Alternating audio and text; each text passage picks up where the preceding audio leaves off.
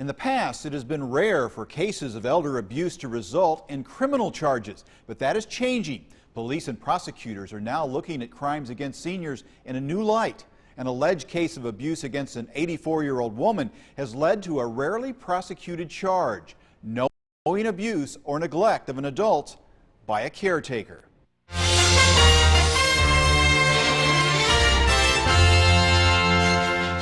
The August 2000 police run to this apartment was routine. Check on someone who may have fallen and was calling for help. When they found her, she was like 50 or 60 pounds. Photographs taken by investigators document what shocked officers found. Laura Lyons, an 84-year-old skeleton of a woman, was alone in her bed, clothed in a dirty diaper and covered with feces and open sores. She could not reach her wheelchair, which was in the living room, and there was little food in her kitchen. She looked like she'd been someone in a concentration camp. Sergeant Nikki Henderson's Crimes Against Seniors unit led an investigation into Laura Lyons' condition.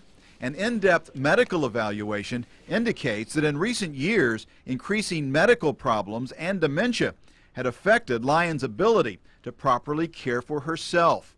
But the same report, which includes examination photos, blames Sharon Frank, a caregiver who took control in August of 2000, for drastically worsening Lyons' condition by failing to attend to her medical, nutrition, and hygiene needs. We started investigating with Adult Protective Service and started collecting information and interviewing and documenting and got a very good case. In December of 2001, Sharon Frank was indicted on the rarely used charge of abuse and neglect of an adult by a caretaker. So you would charge cases that involve lack of nutrition and that sort of thing, lack of medical care under that statute. Assistant Commonwealth's Attorney Todd Lewis admits there are challenges to proving Sharon Frank is guilty.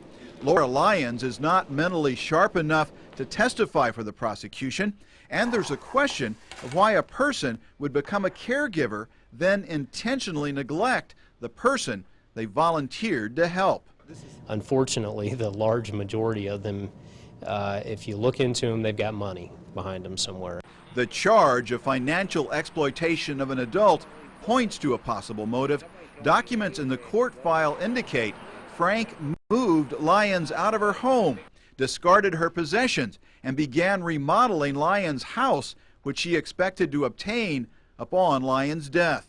Other records indicate Frank may have sold some of Lyons' belongings and spent some of her Social Security income. My client is not willing to enter a plea of guilty to any criminal offense contained in the indictment. So that's Sharon Frank and her attorney, Frank Muscagni, declined on-camera interviews.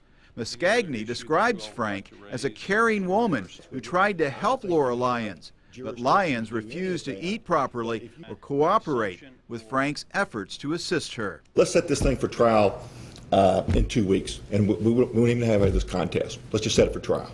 Add the court system to institutions who do not give elder abuse much priority. Nearly 2 years after charges were filed, the system has been unable to block off enough time for a trial. Latest trial date? Next summer. No matter how or when this case is settled, Laura Lyons is definitely in a better place. Through state intervention, Lyons has lived in a nursing home since her rescue. While her dementia has not improved, I'm told Lyons seems content, has doubled her weight, and her physical condition has greatly improved. Dick Irby, Fox 41 News.